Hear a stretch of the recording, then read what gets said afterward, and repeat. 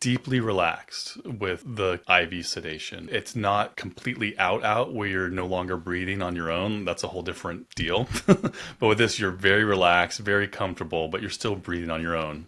So we tell our patients the night before coming in for sedation, hydrate, have a good dinner, go to sleep a normal time. And once you have your dinner and you're hydrating before bed, we usually start the next morning. We'll start at 7 a.m. They wake up and just come in. You skip breakfast, you're coming in fasting. And the reason we do the fasting and the reason that's important for sedation is sometimes people can get nauseous from sedation. Doesn't happen often, but it can. And the last thing we want is you throwing up food items while we're doing the sedation, right? And so that's why we come fasting beforehand. What also can happen is people will take that too seriously and they'll, have a really light dinner, barely drink anything. That's not great either, right? Your body needs to be nourished because we're going to come into a fairly long procedure the next day.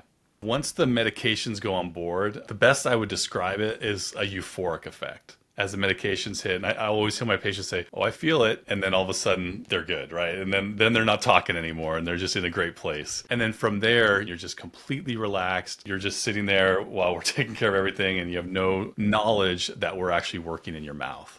Sedation candidates need to be healthy. What I mean by that is if you have uncontrolled blood pressure issues or breathing or airway issues, some asthma issues, anything like that, we always want to consult your physician ahead of time. So that's the minority of people. Most people are healthy and it's really not an issue. So there are times when we will want to have some medical intervention before we do sedation just to make sure a heart rate standpoint, breathing standpoint, we're not going to have any complications. One interesting thing with sedation is people that do have elevated blood pressure, the sedation actually helps those people. So when we do sedation, it actually brings your blood pressure down, making it safer for those that have high blood pressure, which is a really interesting phenomenon with the sedation.